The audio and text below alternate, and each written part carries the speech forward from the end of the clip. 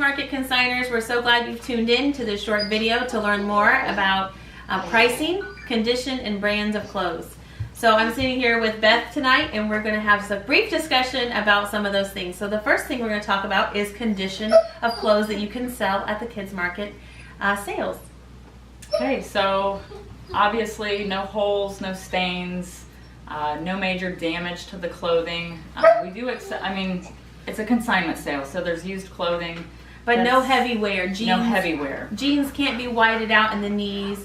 No lots of overall pilling on pajamas, things like that. So condition is important.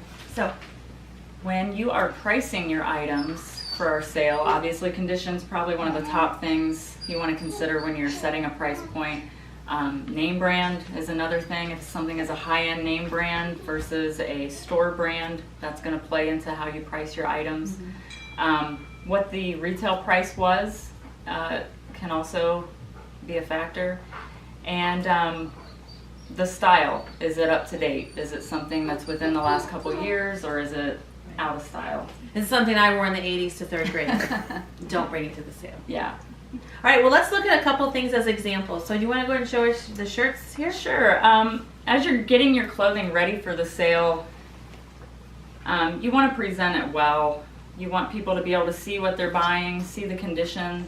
I would recommend something like this. You don't want to go through and iron every piece of clothing. That's wrinkle remover spray, super easy way to make your things look nice. Someone's definitely going to be willing to pay $5 for that shirt versus wrinkled, sleeves rolled disheveled. Up. Right. Yeah, just came out of the laundry like that. Right.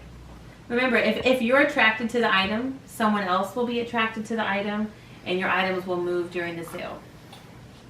So important to, I think like a buyer when you're getting ready to sell something. Mm-hmm. What would you buy? Right. So let's talk about brands for a couple of minutes. When we talk about pricing brands, sometimes people will come through who maybe don't necessarily have an understanding of brand names or the quality and the manufacturing that would come with those brand names, and they get upset, and we'll overhear them saying, "Can you believe someone put $10 on that outfit?"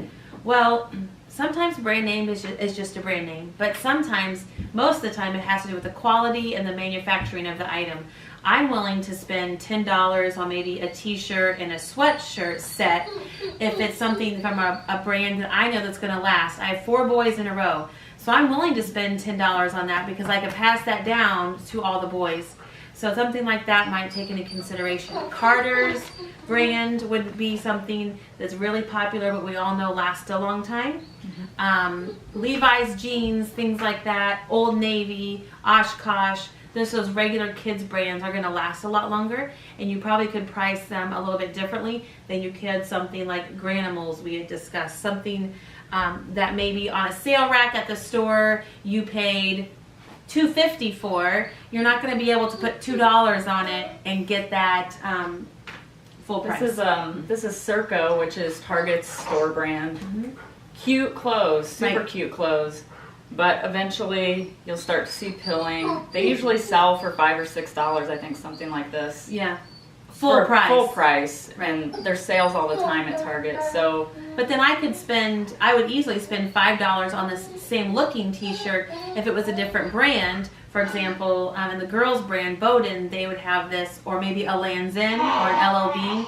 That has a different high quality cotton that would be used, and I know I can scrub it more, I can work on stains more, and the pilling will not happen. So just keep those kinds of things in mind as you are working through.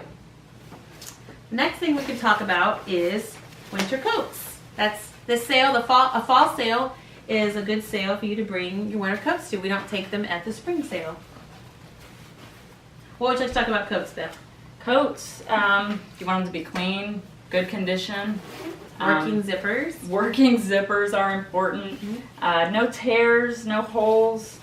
Again, you want it to be up to date, current style. And depending on the brand, this happens to be Bowden, so it's very well made. The stitching is nice. There's nothing wrong with this coat.